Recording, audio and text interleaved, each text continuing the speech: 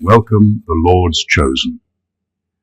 There is a point where mercy clocks out and consequence clocks in, quietly, officially, and without debate. Most people think justice arrives with sirens, shouting, and dramatic announcements. It doesn't. Real judgment shows up like paperwork being processed on a regular weekday morning. No warning, no emotion, just signatures, timestamps, and doors that no longer open the way they used to. That's the part nobody prepares you for. The moment when chaos isn't loud anymore, it's organized. Here's a fact most people overlook. Nearly every major downfall in history wasn't triggered by a single mistake, but by a long record that finally became readable. Empires didn't fall because someone slipped once. They collapsed because too many receipts stacked up, and someone finally turned the light on. When the system stops malfunctioning in your favor, it doesn't need drama. It just needs alignment. What makes this moment different and unsettling is that nothing new had to happen. No fresh crime, no sudden betrayal, no whistleblower riding in like a movie hero. Everything that's unfolding now was already written down somewhere. Files existed, logs existed, memories existed. The only thing missing was permission. And once that permission is granted, reality doesn't rush. It proceeds, methodically, relentlessly, like it's got all the time in the world, because it does. There's also a strange calm before the collapse, the kind where people are still smiling publicly, while privately counting exits that no longer exist. They're cracking jokes, posting as usual, pretending nothing's wrong. Meanwhile, the walls are being measured, not metaphorically, but literally. That's when the humor writes itself. Nothing is funnier than someone acting untouchable while being slowly, officially touched by consequences. Comedy doesn't always need a punchline. Sometimes it just needs timing. And let's be clear, this isn't about rage, revenge, or someone finally getting what's coming. This is about finality, about moments when influence expires, protection times out, and the universe stops entertaining negotiations. When God signs the warrant, he doesn't make a speech. He lets the process speak for itself. So if this feels quiet, if it feels eerie, if it feels like something irreversible has already started moving behind the scenes, that's because it has. This isn't the beginning of the chaos. This is the end of the delay. Number 1.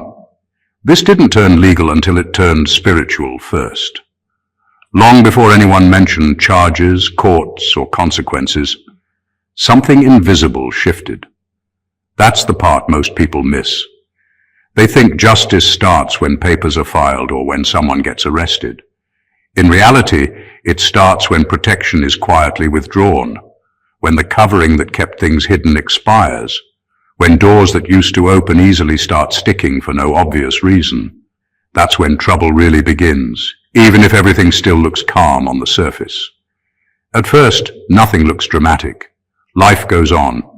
People are still laughing, posting, moving around like nothing has changed. But behind the scenes, momentum has reversed. Favors stop working the way they used to. People who once rushed to help suddenly need more time. Information that was once buried becomes easier to access, not because someone suddenly became brave or honest, but because resistance is gone. When the spiritual permission is revoked, reality starts cooperating in uncomfortable ways. This is why consequences often feel delayed, but then arrive all at once. It's not sudden, it's accumulated. While everyone thought nothing was happening, the groundwork was being laid. Records were stacking. Patterns were forming. Loose ends were tying themselves together quietly. By the time the legal system steps in, it's usually just confirming what's already been decided at a deeper level. What makes this unsettling is how ordinary it feels. There's no lightning bolt, no warning announcement, just a steady tightening.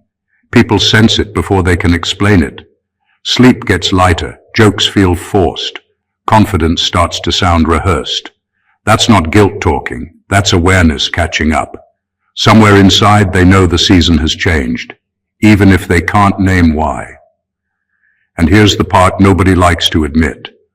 When things finally go public, it's rarely because someone was hunted down. It's because the truth was allowed to walk forward on its own. Once the spiritual block is removed, the legal process doesn't struggle. It flows. Paperwork moves. Witnesses talk. Systems suddenly work the way they're supposed to. So when people say it came out of nowhere, they're wrong. It came out of silence, from a decision made long before anyone noticed. By the time the law shows up, the verdict has already been written, just not in ink yet. Number 2, they confused delay with escape, and that miscalculation sealed them. For a long time, nothing happened, and they took that as a win. Days passed, then months, then years, and each quiet stretch convinced them they were untouchable. No calls from lawyers, no knocks on the door, no public fallout. In their mind, the absence of consequences became proof of innocence. But delay doesn't mean danger is gone. It just means it's being prepared properly. What they didn't understand is that time doesn't erase actions. It records them. Every extra day gave more room for patterns to become obvious. Stories that once sounded isolated started lining up. Small inconsistencies turned into clear contradictions. People who were unsure before began to connect dots they hadn't noticed. Silence wasn't protecting them, it was collecting evidence. The real mistake was getting comfortable. When someone thinks they've escaped, they relax. They talk too much. They repeat behaviors. They leave trails they would have hidden if they felt watched. Confidence makes people sloppy, and sloppiness leaves fingerprints everywhere. That false sense of safety didn't just delay consequences, it strengthened them. They also assumed that if nothing happened quickly, nothing ever would. That's a dangerous belief. Systems don't always move fast, but when they move slow, they move heavy. The longer the delay, the more thorough the process becomes. By the time action is taken, there's very little left to argue about. It's no longer one incident under review. It's a history. What really sealed it was the attitude. Instead of reflecting, they mocked the idea of accountability. Instead of cleaning up, they doubled down. They treated patience as permission and grace as approval. That's when the window closed. Because once someone mistakes restraint for weakness, the response is no longer gentle. Now the shock isn't that consequences arrived. The shock is how complete they are. Everything hitting at once. No room to maneuver. No time to spin the story. That's the price of misreading delay. It wasn't an escape route. It was the runway. Number 3. The people protecting them quietly stepped away. For years, they moved through life thinking they were untouchable because someone always had their back. Every crisis, every close call, there was a hand to pull them out, a voice to defend them, a presence that made the world pause before acting. That protection created an illusion of invincibility. It made them careless, cocky, even reckless. They believed loyalty was endless, and that favors could bend reality indefinitely. But loyalty has limits, and favors have expiration dates. When the time came for consequences to arrive, that safety net silently vanished. The people they counted on didn't announce their departure. They didn't confront them, warn them, or even signal that something was shifting. They simply stopped showing up. Calls went unanswered. Doors remained closed, and suddenly the same networks that seemed impenetrable became hollow. No one defending, no one intervening, no one willing to absorb the heat. Not because anyone turned cruel, but because the stakes changed, and self-preservation quietly took precedence over allegiance. That's when reality hits differently. Protection isn't just about people, it's about momentum. When someone has champions in their corner, Even the worst mistakes can be ignored, delayed, or twisted. Once those champions leave, the momentum reverses. Everything that was postponed, ignored, or hidden starts moving forward. Systems work the way they were always supposed to, and events that seemed improbable suddenly feel inevitable. What makes it so brutal is that this departure happens without fanfare, without confrontation, without explanation. It leaves the person in a state of disbelief, scrambling, realizing that the world they thought they controlled was never theirs. It was lent to them, and when they try to reclaim it, it's gone. Those who stepped away aren't enemies. They're mirrors, showing exactly how fragile the illusion of power was. In the end, being left alone exposes more than vulnerability. It exposes truth. It strips away the safety, the arrogance, and the delusions. And that's when consequences hit hardest. When someone realizes that the people they depended on were never truly theirs to count on, and the protection they relied on was temporary from the start. Number 4, they are being judged more for what they hid than what they did. The truth about consequences is rarely about the original act itself. It's about the layers of secrecy, manipulation, and deception that followed.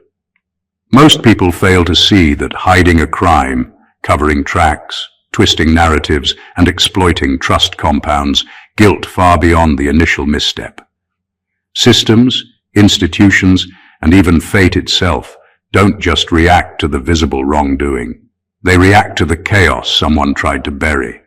That's why what feels like a sudden collapse often comes after years of careful concealment. The acts themselves were always obvious to those paying attention, but the real problem was the attempt to make them invisible. Every lie, every manipulation, every effort to rewrite reality adds weight. It's like stacking blocks on a foundation that's already shaky. One block might not topple the structure, but hundreds stacked in secrecy inevitably will. People notice patterns before they notice individual actions. Small inconsistencies accumulate, contradictions become obvious, and suddenly what was once plausible now looks like a meticulously orchestrated deception. The more someone tries to control the story, the faster the story turns against them. That's why exposure feels so brutal. It's not just a reaction to one failure. It's a reckoning for the entire hidden agenda. The danger in hiding isn't only legal or public, it's relational and systemic. Trust that once existed evaporates when patterns are revealed. Networks that once protected and supported start questioning motives. Even allies begin stepping back, not out of malice, but because the concealment shows unreliability. What was hidden eventually surfaces, and when it does, the impact is magnified. The crime alone might have been survivable, but the cover-up makes it unavoidable. In the end, people fall not because of what they did, but because of what they thought they could hide. Attempts to control perception, manipulate outcomes, and escape accountability become the very chains that trap them. The collapse is inevitable, not because justice is late, but because truth refuses to remain buried. Secrets can delay consequences, but they also intensify them, and that's why exposure feels absolute. The hidden always finds a way to be revealed, and when it does, it strikes harder than the original act ever could. Number 5. Their fear isn't about prison, it's about exposure. What people don't realize is that the panic they see isn't caused by the thought of being locked up. Prison, in the grand scheme of things, is survivable. People adapt, routines form, walls become familiar. What terrifies them is the shattering of their carefully constructed image.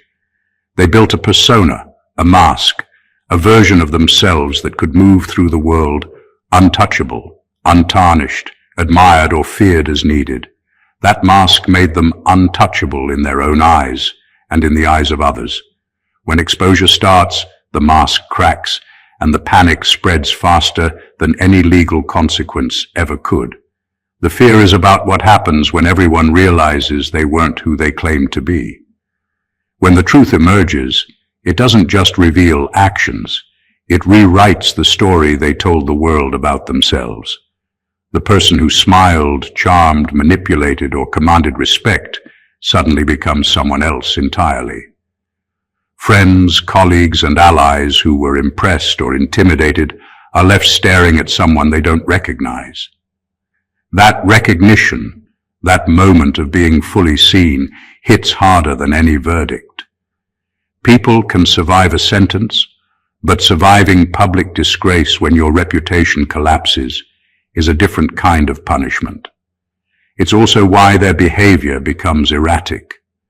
The panic you observe, the rushed calls, the over-explaining, the sudden defensiveness, isn't just desperation. It's a reaction to the loss of control over perception. Once the image they've spent years crafting is in danger, everything they do becomes a frantic attempt to patch cracks that are already too deep. Influence that once protected them suddenly fails, because the fear isn't legal, it's relational. It's the anxiety of knowing that when their true story comes out, the court of public opinion will remember every lie, every manipulation, every cover-up. Ultimately, exposure is permanent. Prison might end, fines can be paid, but once the mask is gone, there is no recovery. The fear that grips them now is not temporary. It's a preview of living in a world where everyone finally sees them clearly.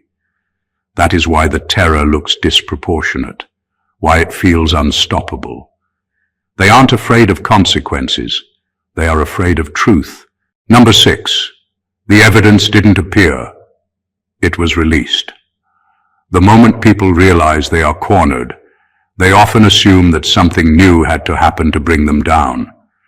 They picture whistleblowers swooping in, secret files being discovered, or hidden cameras suddenly showing what no one should have seen.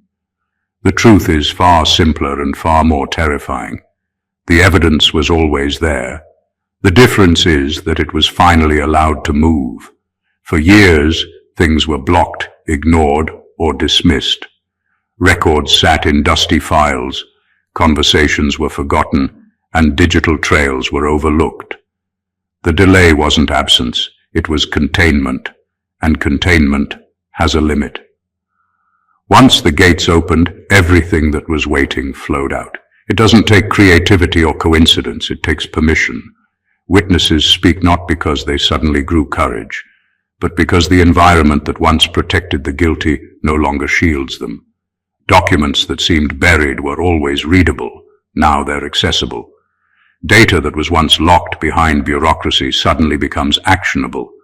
The system itself doesn't change, it simply obeys. And when that happens, the effect feels unstoppable because it's cumulative. Every small truth that was previously ignored now stacks up, and suddenly a mountain of proof forms where there was once only whispers. The speed at which it moves is what shocks people. They feel like events are accelerating, like the world has finally turned against them overnight. In reality, the world hasn't changed. It's the same system that failed before, but now it's operating correctly. The release of evidence is quiet, methodical, and devastating because it doesn't announce itself. It doesn't shout. It just becomes undeniable. Every denial they've ever made, every story they've spun, every attempt to hide their tracks is confronted simultaneously. The guilty can no longer negotiate, stall, or redirect. What's truly frightening is that release is permanent.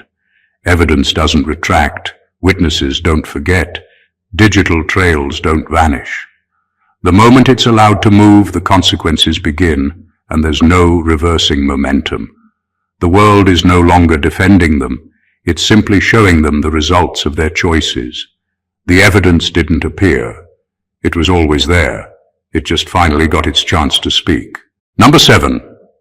They're being hit from multiple angles because the judgment is coordinated. This isn't a single misstep unraveling. It's every corner of their world collapsing at once. The legal issues, the financial consequences, the social exposure, even personal relationships, they're all converging simultaneously. It's not chaos, it's precision. Systems rarely act in isolation, but when judgment is authorized, everything lines up. What seems like coincidence is actually orchestration. The walls aren't falling one at a time. They're moving in unison, leaving no room to maneuver, no weak point to exploit. They thought they could handle one front at a time. That was the arrogance that cost them. Most people imagine consequences as linear, first one problem, then another. But coordinated judgment doesn't give anyone that luxury. While they scrambled to contain one area, another was already collapsing. Their energy is spread thin, their focus fractured. Each attempt to recover in one space only exposes weaknesses in another. It's exhausting, demoralizing, and intentionally relentless.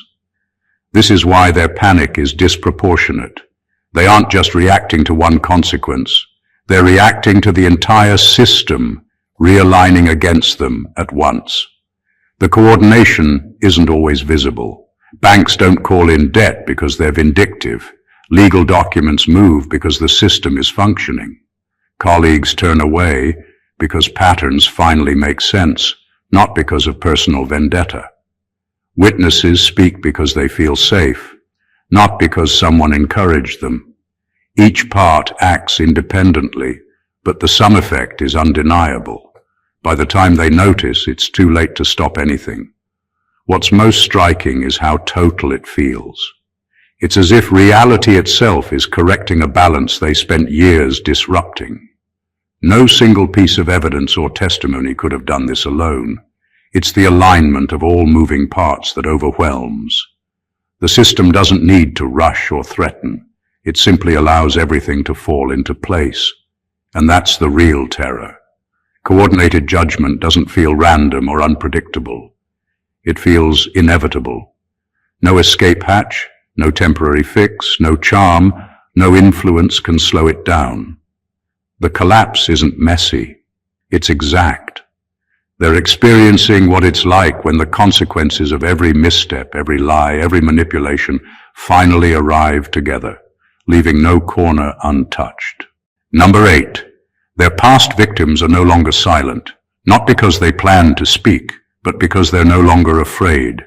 For years, the people they hurt stayed quiet. Fear was the invisible chain that kept mouths shut and truths buried. Threats, manipulation, and intimidation created an illusion of control, convincing them that no one could or would speak up. That silence was powerful. It made the guilty believe their actions were invisible, that accountability could be postponed indefinitely. But fear is fragile. It doesn't last forever, and when it fades, the consequences arrive in full force. What's happening now is not bravery, it's the absence of fear. Victims no longer feel the weight of the threat that once kept them in line. They don't need permission or courage. The protection the guilty once relied on has quietly evaporated. Without that shadow looming over them, they speak freely, and suddenly, what was hidden becomes undeniable. Every story that was once dismissed, every detail ignored, begins to line up. The fragments of truth that seemed inconsequential alone now form a clear, unstoppable pattern. One person breaking silence sparks another, and momentum builds faster than anyone expected. This shift is devastating because it's cumulative. It's not just one accusation. It's the intersection of hundreds of moments that the guilty believed were private. Lies that were told to explain behavior crumble under scrutiny. Manipulations are exposed as manipulations.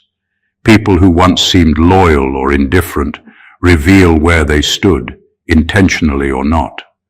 What the guilty thought were isolated incidents are now connected, revealing a full picture of deceit, cruelty, and exploitation. The effect is more than legal or procedural, it's existential.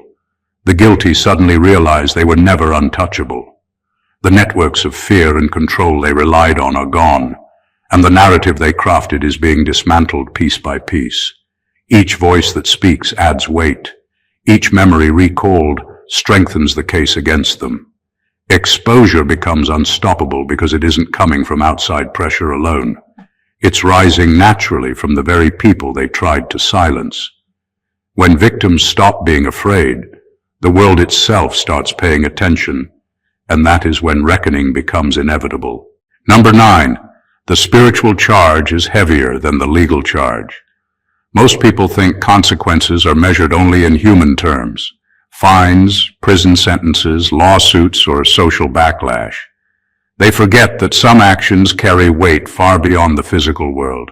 When someone deliberately manipulates, exploits, or destroys, the universe doesn't just shrug and wait for human law to catch up. There's a force that tracks imbalance, that measures the harm done, and that applies pressure long before anyone else notices. That's why legal consequences, when they finally arrive, feel overwhelming. They're just the tip of what has already been building. Every act of deception, every abuse of trust, every decision made to benefit oneself at the expense of others leaves a mark. Not a mark you can see on paper, but a mark that ripples through networks, relationships, and even systems designed to uphold order. The guilty may think they're safe because paperwork hasn't arrived, because no one has called them out yet. That sense of safety is an illusion.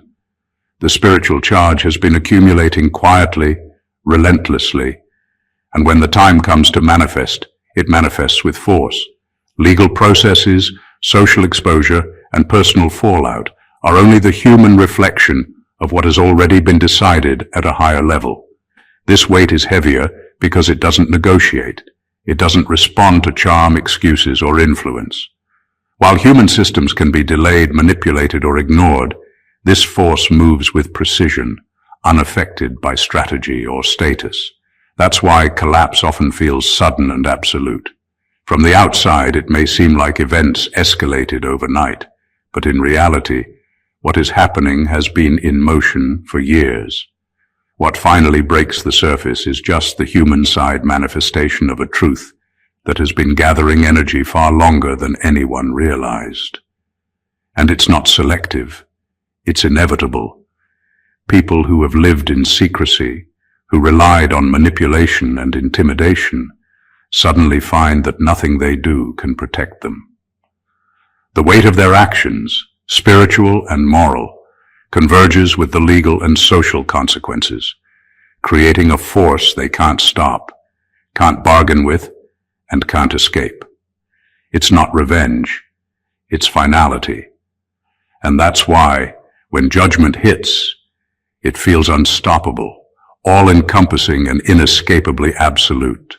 Number 10, they're realizing too late that repentance isn't the same as regret. Right now, the panic you see is often mistaken for genuine remorse, but it isn't. Regret is a reaction to consequences. It's an "I wish I hadn't done that" feeling that surfaces when the cost of your actions becomes undeniable. Repentance, on the other hand, is a change in alignment, a shift in behavior and intent before the storm hits. The difference is crucial. By the time these people start regretting, the moment for true correction has passed. They're not sorry for what they did in a meaningful way. They're sorry they got caught. That distinction matters because it's the difference between survival and total collapse. They scramble to apologize, to explain, to spin the narrative, but none of it works. Regret alone can't undo what's already been done. Every attempt to regain control now only highlights the gap between their words and the reality of their actions. The world isn't moved by sorrow that arrives after the damage. It's moved by consistency, by accountability, and by evidence of change over time. When remorse is timed too late, it's not mercy they encounter, it's consequence. This is why their desperation feels intense and erratic. It's not fear of punishment alone.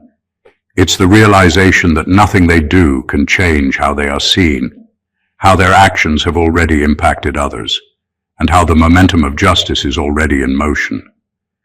They thought influence, charm, or intimidation could buy time, but regret cannot bribe a system that has been quietly aligning against them. The panic isn't just emotional, it's strategic. Every move is an attempt to patch holes that have already swallowed them. The truth is brutal. Genuine repentance could have altered the course years ago, maybe even prevented the collapse. But now, they are left with regret, masquerading as remorse, and it won't help. The consequences will come whether they apologize, cry, or explain themselves. Understanding this distinction too late is a painful awakening, and it's why they look frantic, irrational, and completely unprepared. By the time regret arrives, the process is unstoppable, and the reckoning is absolute. Number 11. The system didn't suddenly turn righteous, it turned aligned. People like to tell themselves that when consequences hit, it's because the world finally decided to do the right thing. That's comforting, but it's wrong. Systems rarely wake up with a moral compass. What actually happens is alignment. The pieces that were once disjointed, mismanaged, or manipulated finally start moving in unison. The network that seemed broken begins functioning the way it was always meant to, and suddenly everything the guilty relied on to stay untouchable stops working. What looks like righteousness isn't virtue, it's order catching up. For years they believed they could bend the system to their advantage. They assumed loopholes, connections, and influence would shield them indefinitely. That illusion only works while the parts are misaligned, when timing, oversight, and procedure fail to intersect. But alignment doesn't require morality. It requires that everything fits together. Files, witnesses, digital evidence, financial records, and human behavior all begin converging. The same channels that failed them before now operate flawlessly, and the effects feel sudden, even overwhelming. This is why the collapse appears unstoppable.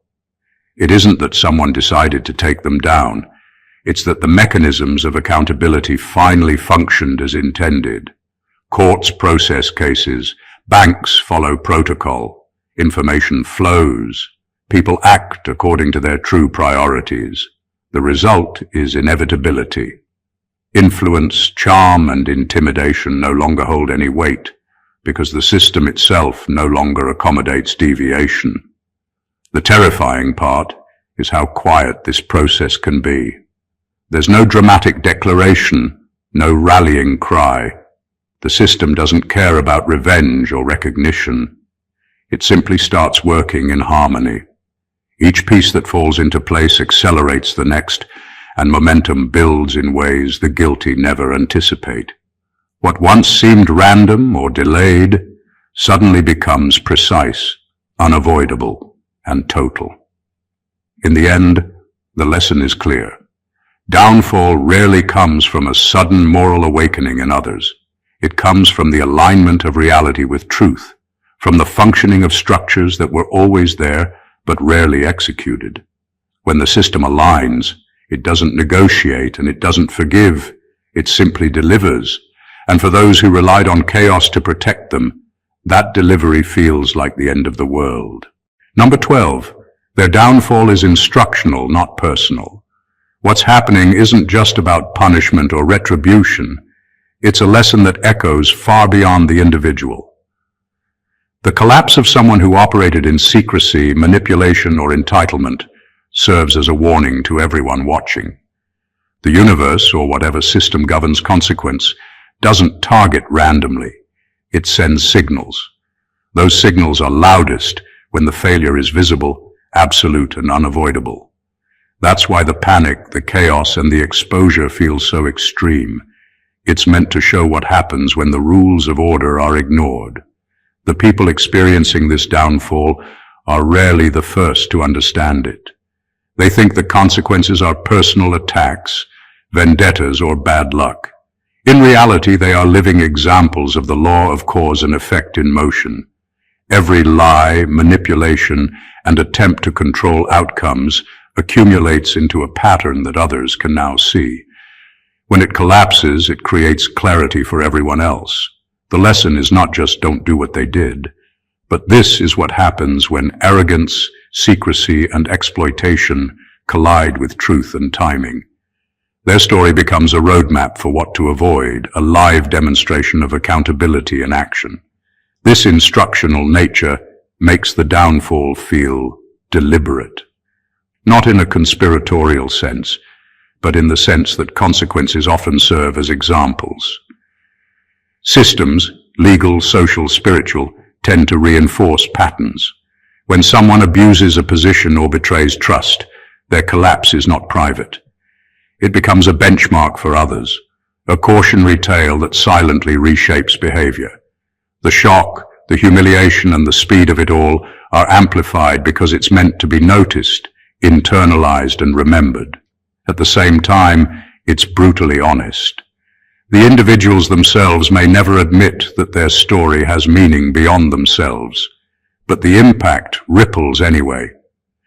Observers see how quickly influence can evaporate, how protection can disappear, and how patterns of deception eventually catch up. Their downfall isn't personal, it's functional. It exists to educate, to warn, and to preserve balance. And that's why it feels so overwhelming. The lesson isn't confined to them. It is designed to resonate with anyone who thinks they can evade consequence without paying the cost. Number 13. Once judgment starts, negotiation ends. The moment the wheels of consequence begin turning, all attempts to bargain, explain, or delay become irrelevant. Before this point, there might have been loopholes, backdoors, or delays that allowed them to spin stories, manipulate perceptions, or buy time. But once judgment is active, the window for negotiation closes completely. Everything they relied on, the charm, influence, connections, or clever explanations, suddenly loses power. The legal processes, the exposure, the social fallout, they move forward regardless of excuses or intentions. There is no maybe anymore. Everything is set in motion, precise, and unstoppable. This is why panic becomes so pronounced. People start making frantic calls, sending messages, offering explanations, and trying to repair networks that no longer respond. Every attempt to regain control only highlights how powerless they are. Negotiation isn't just ineffective at this stage, it's almost comical in its futility. The reality is no longer a flexible narrative. It's a series of events aligned perfectly to deliver accountability, and nothing they do can bend that reality back in their favor. What makes this particularly brutal is that this point doesn't announce itself. It creeps in quietly while life still feels normal. One day delays are possible, the next delays are impossible. Systems that once allowed manipulation now follow procedure without exception. Allies who once intervened now step back. Witnesses who were cautious now speak. Each element of consequence moves forward as it was always supposed to, and the guilty realize too late that they have no leverage left. The end of negotiation also exposes truth in a way that excuses never could. All the lies, denials, and cover-ups are confronted simultaneously, and there's no room to soften the impact. The collapse doesn't stop until all the pieces fall into place. It's absolute, relentless, and total. Once judgment starts, the game changes completely. There is no turning back. There is no bargaining table. The only option left is to face the outcome fully, and that realization hits harder than any previous fear or warning ever could. Number 14. This is what it looks like when God doesn't argue. He concludes, when the moment of judgment arrives, it isn't accompanied by debate, warnings, or prolonged negotiation. There is no back and forth, no chance to plead, and no opportunity to bargain for leniency. It is absolute, swift, and final. The difference between this and human justice is stark. Humans argue, delay, justify, and manipulate. God doesn't waste energy convincing anyone. When the decision is made, it moves with a force that doesn't bend, pause, or falter. The collapse, the exposure, the unraveling, everything is a natural extension of that conclusion. The people experiencing this often fail to recognize it because it feels like chaos, randomness, or coincidence. In reality, it is precise, methodical, and inevitable. Every action, every hidden truth, every manipulation, and every attempt to control outcomes has been accounted for. Once the point of finality is reached, the universe doesn't need to remind, threaten, or negotiate. It simply allows the consequences to unfold fully, like a verdict that was decided long before anyone noticed. This is why the moment feels sudden, overwhelming, and inescapable. It is sudden to the human eye, but inevitable to the order that governs cause and effect. There is also a clarity in this type of judgment that humans rarely experience. The guilty are stripped of illusions, masks, and pretenses. Influence stops working. Protection disappears. Delays that once seemed to offer safety vanish. All the networks, systems, and barriers that supported evasion fall away, and the truth is laid bare, undeniable and total. The weight of exposure and accountability is impossible to ignore because it is complete. What makes it extraordinary is how quiet it is. There is no spectacle, no dramatic announcement, no fire or storm, just a conclusion that cannot be debated, escaped, or postponed. It is absolute, and that is the power of a decision that doesn't argue. It simply executes. When God concludes, the guilty realize they have already lost, and there is nothing left to do but face the consequences of a reality that has finally caught up with their actions, completely and irrevocably. Conclusion. What you've just seen isn't a story about luck, coincidence, or human timing. It's the inevitable result of actions, choices, and hidden patterns finally catching up with their source. Every attempt to hide, manipulate, or control the narrative only added weight to what was coming. The delay, the allies who abandoned them, the stacked evidence, the victims finding courage, the alignment of systems, the absolute exposure, all of it converged into a force that could not be stopped.